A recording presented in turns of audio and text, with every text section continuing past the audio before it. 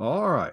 Well, I'm here with Caitlin to talk about Deadbert, but first we got LastPass, a similar tale of woe and destruction. Yeah, so LastPass got hacked again, and let me pull up the article here. So this is by Ars Technica, written by Dan Gooden, who has been featured on this podcast many times before. Thank you, Dan.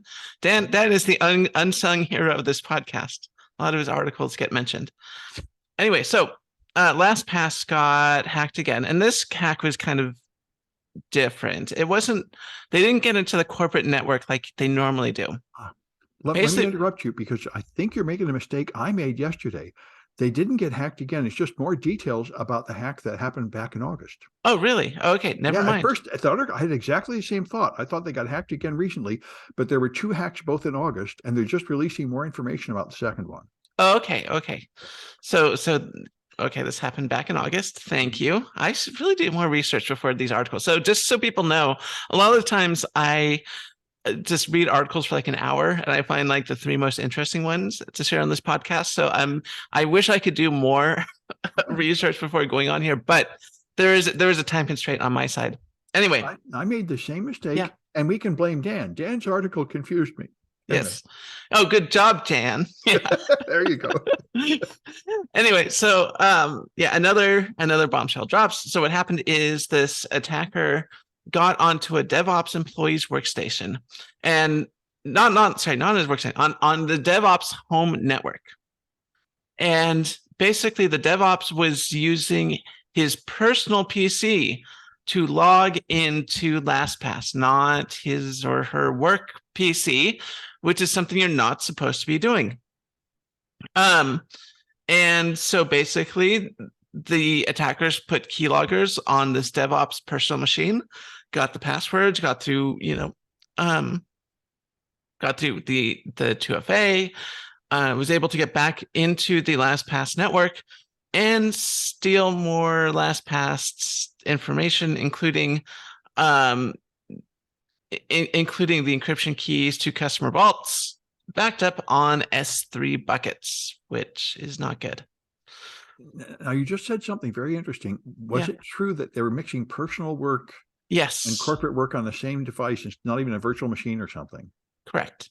That's a pretty serious flaw. I mean, I'm not allowed to do that in my consulting gigs. Everybody gives me a special device or a cloud service, and I can't access anything from like a home machine. No, you're really not supposed to be doing that. If you're doing Yeah. work, you should be doing it on your work machine. You should not be using your. I mean, it gets weird when you're doing actual work. Yeah. Yeah, sometimes you'll go on your personal machine to Google stuff, and but when you are on the corporate network, it should only be on your corporate device, Yeah, right? you're right. That is the modern system. That's yeah, all right. Well, the Register has an interesting article about interference busting radios, which I didn't know. So it was very common that you try to transmit a radio signal. There's a bunch of neighboring channels being used that are interfering with it. But apparently they've developed a radio chip, which is very small and very powerful at blocking interfering signals, using two different techniques of blocking the signals at once. So it sounds great. It sounds like they can build this into future devices like phones, and it can punch through interference much better. So I hope that works out. And that was the idea of frequency hopping spectrum, is that it would punch through obstacles and interference. And apparently this is going to be another leap forward. And so you got sunspots. Oh yeah, no, we're getting some sunstorms. And let me pull up the article. So this is by The Insider, and this is written by Marianne Guinot. And what's happening is that we're going through a solar maximum, which happens every 11 years or so. And I did notice the other day we had you know, a KP index of like 6.2. Actually, this was yesterday. What's You know, and KP index? KP index. So that's the index of like how much of a solar activity is going on, like how much aurora is happening. So 6.2 is a pretty severe storm, not or big storm, not super severe, but it's a big storm. I saw like 120 sunspots. Anyways, it was it was the sun was doing some stuff. And of course, it turns out when I looked into it, we're hitting the solar maximum, which is when the solar poles are flipping. And this is going to create a few effects. So first of all, there's going to be electrical interference coming from the sun. So when there's a lot of solar radiation, or a solar flux, I should say, hitting the Earth, it can induce power in power lines and transmission lines, which can cause power outages. And that can, ground airplanes, cause power outages, as I said. That's also where auroras come from, when particles from the sun hit the Earth's atmosphere. And it could create just lots of interruptions. Oh, yes, of course, astronauts will be hit by lethal space radiation, which is always not fun.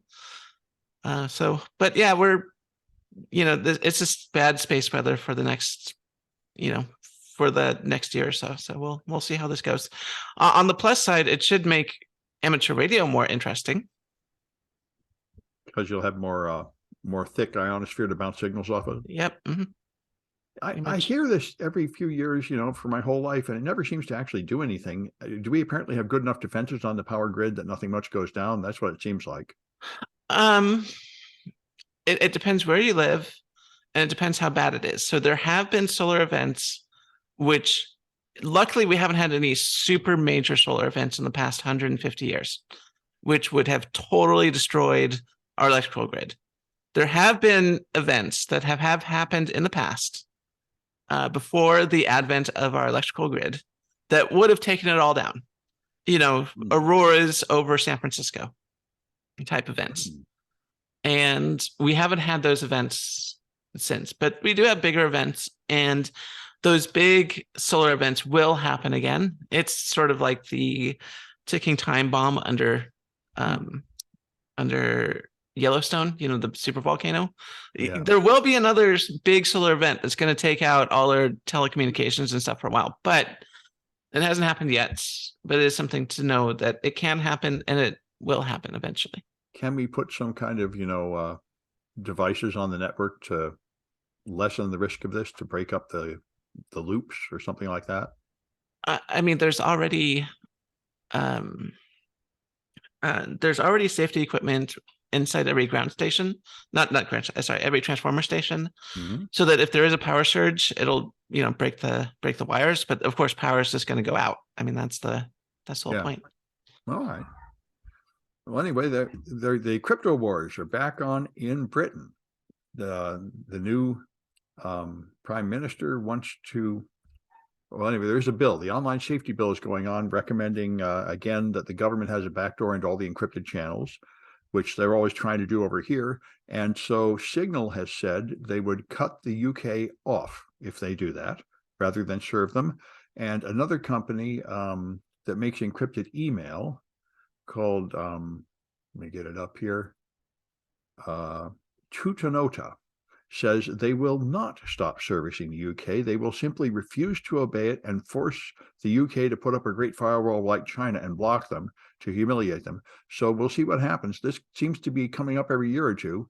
And what I've heard in the past is that there's a lot more appetite for government surveillance in Britain than there is in the US, because I think they have a lot more terrorism. And so most people are not really as concerned about privacy as they are about giving the cops more power. So maybe it'll happen over there, but this is something that been going around for 20 years. The cops want to have what they imagine a secret backdoor, which the criminals won't find. But the problem is that's crazy, because the cops are a really big insecure system, and they leak, and there's, it's in practice, it seems to be quite impossible for law enforcement to have a backdoor that is not also available to criminals. I think the closest has been NSA's poisoning of random number generators, but even that didn't work out. It's just this has been tried many times, and it never seems to work out. But it looks like the UK is going to try now. Anyway, now we get to the big thrill, Deadbert. Yeah, no, the creator of Deadbert, of course, is no longer being published in any major newspaper. He is gone. He is no more. We're never going to speak of this person's name. ever again. Thankfully, oh my gosh, I'm so glad to be finally rid of this person. I'm not so So, sure of that. I mean, I think he might get picked up by right-wing people and stuff. And I mean, maybe. I mean, maybe he'll be on like what's it called, the Trump News Network yeah, or something. I don't know. yeah. But yeah, the Dilbert creator, who shall not be named, was dropped after making very racist remarks, very, very racist. And this is an article on CNN Business by John Passantino and Oliver Dancy. And so basically what happened, well, actually, I know the story. I'm not even going to read the article. So gosh, so I don't know why, but the guy here, whose name will not be named because he is now and forever canceled. He has a podcast. Now, why does someone who is published in every major newspaper need a podcast? I don't know, but he has a podcast, and for a while now, the guy has been. Everyone kind of knew that he was kind of kooky and I'm not and dangerous. I'm not gonna sugarcoat it. The guy is a racist and he's a bigot and he's dangerous. So he goes on his podcast and he shares this I guess statistic. They basically asked a bunch of Black Americans, what about the phrase "it's okay to be white"? Is that okay to say? Well, that is actually a code word or a code phrase used by KKK members. So notably, a lot of Black Americans were like, yeah, no, please don't say that, like 50%. And I agree. Yeah, no, don't say KKK talking points. Like, there's nothing wrong with having lighter skin, but don't say it's okay to be white because that's a KKK, thing. Whatever. Anyway, so now that I said that, but he's like, look, all the Black people are don't like this, or half of them, ignoring the fact that like half of them are like, I don't care. And then he's like, white people should like move away from Black people, and he's like, I found a place that's like there's no Black people around. I mean, the guy is super on the BART line around here. Yeah, I know. So the guy is super racist, and just like oh my god. So he's basically KKK at this point. Got dropped by a bunch of newspapers. Thankfully, he's now completely 100% canceled. I mean, and this is exactly the sort of cancellation I absolutely love, is when Nazis and bigots get canceled. And I don't know what causes this. Why do you become so successful, then all of a sudden just ruin your career by just spouting racist and bigoted nonsense? This happens again and again and again. Oh, I think it's a common psychological flaw. We're seeing it with Elon Musk. I think once you get powerful, you surround yourself with sycophants that just tell you you're wonderful and cause you to think that every word that comes out of your mouth is great and deserves worship. I don't know. A natural side effect of power is you become power mad and then you destroy yourself. I guess. Yeah, no. Anyway, so the creator is now gone. No more. He's been fired just like his creation. Well, yeah, but Elon Musk is, of course, generally supporting him. And, I think what really happened is he just went through a divorce. And this seems to be a really common step into the twilight zone for men. When they lose their wife, suddenly the only thing keeping them halfway sane is gone. And now they say what they've really always wanted to say, that for some reason their wife would tell them not to say that, and they can't remember why that was anymore. No. Yeah, no, I mean, and good riddance. We really don't need bigots writing comic book strips for us. So. But there are a lot of them. Eric Clapton's a huge bigot. There's a lot of, just like there was a whole lot of sexual abusers in prominent places, there's been a whole lot of bigots in prominent places, and they're sort of getting canceled, like the Me Too movement or whatever you want to call this. I don't think this one has a cute phrase like that, but it ought to. And it's called the white supremacists get the hell out of here movement. You need to fit on a hat and a bumper sticker. You need to make it shorter. Anyway, so Ron DeSantis is really going all in on his culture war stuff. That's his only thing. So not only picking on gay people, but now trying to end what they call indoctrination on the left at colleges, which, I live at colleges. I see some of the stuff you could describe that way. But his response is the same as, say, the Berkeley loyalty oath from decades ago. The government is now going to inspect college curriculum and inspect college teachers and fire them if they are doing anything that they regard as inappropriate. And so you'll have to be politically correct, like, the Soviet Union, where you have a political orthodoxy officer standing next to you to make sure you don't say anything that is politically incorrect. And this is what he calls freedom in Florida. And it's real important, of course, because he's quite likely to be the next president. And this is what we're going to have is a extreme control. He has also now appointed government officials to run Disney, having removed Disney's special status, to punish them for daring to oppose him. And he warned them when he put out the bill, the so-called Don't Say Gay bill, to block discussion of homosexuality. He warned Disney, now you don't say anything. Don't get involved. When I issue edicts, you just stay out of politics and obey them. And they didn't do that because Disney had recently, in the past few decades, had a huge problem with their own tolerance of gay people, that for all the outlawed gay people, and then they turned around and decided to stop doing that. And so now they were supporting their gay workers, and so they couldn't let DeSantis oppress the gay workers without defending them. And he punished them really severely for that, using, it seems like, a vast abuse of government power to just silence free speech. And anyway, the Post also has an interesting article from Jennifer Rubin showing how bad educational outcomes are in Florida. And what he's been talking about is how good their fourth grade accomplishments are in national tests. But the reason that's true is because they have a special system where they hold back people who underperform in third grade, so they don't actually take that fourth grade accomplishment test until they're in fifth or sixth grade. So the fourth grade number is massively inflated, and they have a huge drop off by eighth grade. And on it goes. It's quite disturbing to watch him exert strict government control over education. And one of the many bad consequences of this is anybody who can afford will leave Florida. Of course, Florida is now 48th in teacher pay. So I would imagine anybody that could leave has already left. But this is what happened in Berkeley. Berkeley passed a very similar thing where they had a loyalty oath. You must swear that you're not a communist and you'll never have anything to do with the Communist Party or something. And everybody who could get a better job left. And it took decades to rebuild it. Right. And that's sort of glossed over the fact that this is totally a fascist move by someone who wants to be the president of the United States. Yes.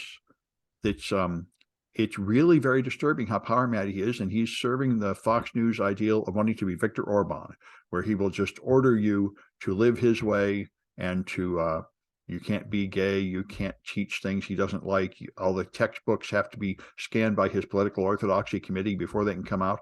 And this is a really bizarre place for the Republican Party to be in, a bizarre place for them to call this freedom. But that's that's always the case with fascist regimes, is that they call it, and I've seen this before, and it's been stated many times before, war is peace, et cetera, et cetera. Where, it's sort of that Orwellian double talk coming from, which is based off what we see from fascist leaders as they rise to power, which is they talk about, we're going to be so much freer under my strict rule. That's right. Yeah, and it goes all the way back to the Spartans and Plato. This is part of Plato's ideal society, is strict control of the arts, so they don't promote any inappropriate things. This has been a really old idea, that if you just restrict the media, then everybody will just fall in line. And it's kind of succeeding in China. If you really, really, really restrict the media, then it fools a lot of people. And to some extent, it's working in Russia. Apparently, what I read, a lot of people in Russia actually believe all Putin's propaganda. If you really control the media to a strict enough extent, you can control the people to some extent. I think it's less the media and more the news, because I've seen a few studies looking at the role of social media in indoctrination and radicalization. And it turns out that social media does play a role, and I'm not saying it doesn't. But what radicalizes people more than social media is cable news, believe it or not. People who are glued to cable news. And I have my mom is glued to cable news. I know many people's parents are just glued to cable news because they grew up watching the news from the from the television. That was their trusted source. Yeah. And now there's this sort of quasi fabricated news coming from both the left and the right, but mostly it's from the right. There is some. I'm looking at you, MSNBC. I know some of the stuff you put out is a little questionable, but it's sort of this. They put out these questionable narratives that are sort of half truths, but of course, people watching the news are totally believe it, and it is very frustrating because I remember growing up. My parents who are now and my parents specifically are not super brainwashed, but I've seen other people's parents super brainwashed, and growing up they all told us, oh, these video games and stuff, they're going to brainwash you into thinking, this and that. And we're like, no, come on, that's ridiculous. And studies have shown, yeah, video games aren't brainwashing our youth, just like rock music is not brainwashing our youth. But what actually is brainwashing people is the news that the parents are watching, and it's so frustrating, and I don't know what to do. Well, yeah, I think, but it's gotten much, much worse since Fox. I mean, Fox created this outrageous science fiction, cartoonish, fake world and pushed it as news, and that's far more slanted than it has been in centuries. I think that's a new level of extreme yellow journalism. Before that, everything was slanted, but not so much. It's like moved from being 10% slanted to being like 90% slanted. Yeah, and what Fox News realized, and there have been some recent leaks in terms of emails sent between employees. What they found out was that it's not only politically motivated for people like Fox and Newsmax and MSNBC to push out these narratives. It's financially motivated. There's big money to be made in radicalizing people because then if they're mad and they're upset and they want to know what's really going on, they'll tune in again and again and again, which means more money from advertisers.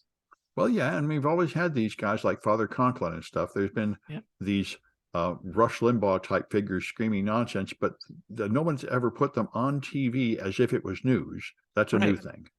Right. And people are being fooled into thinking that this is reality when in fact it's not. And, and now they're primed to think that's reality, and getting them back out, right? Getting them back into like a sane space where they can have discussions with people with different points of views and stuff like that.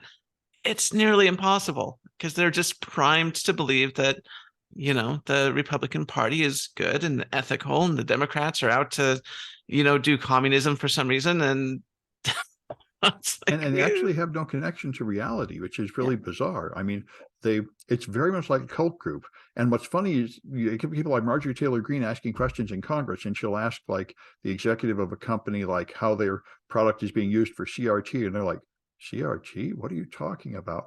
Because they talk this weird language and they believe these weird false facts. So if you don't absorb Fox, then you can't even know what they're talking about. It reminds me, I've been in real cult groups, like Christian cult groups, where you learn all this special slang and nobody outside the group can even talk to you because your language is just littered with these clues that I'm in the in group, and anybody that doesn't know these words is not in the in group.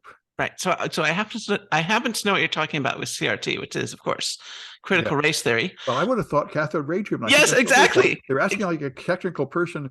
Yes. Building like hardware. What did you do to approach CRT? And he says, CRT? What are you talking about? Yeah. If someone asked me what I did to integrate CRT, I'd be like, no, I don't use those. I don't use those displays anymore. I know. But they just know the latest conspiracy theory. And expect everybody to know about it and that it's real.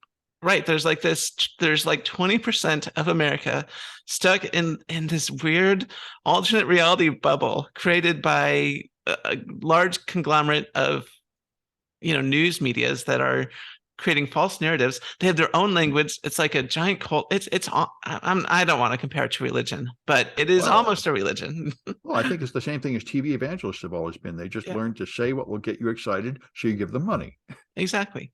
Well, no, what they found is that they get them excited, so that they'll keep watching, and then advertisers give them money. Yeah. So it's evangelism with extra steps. Yeah. All right. Well, anyway, that's it for this one, and we'll be back on Friday.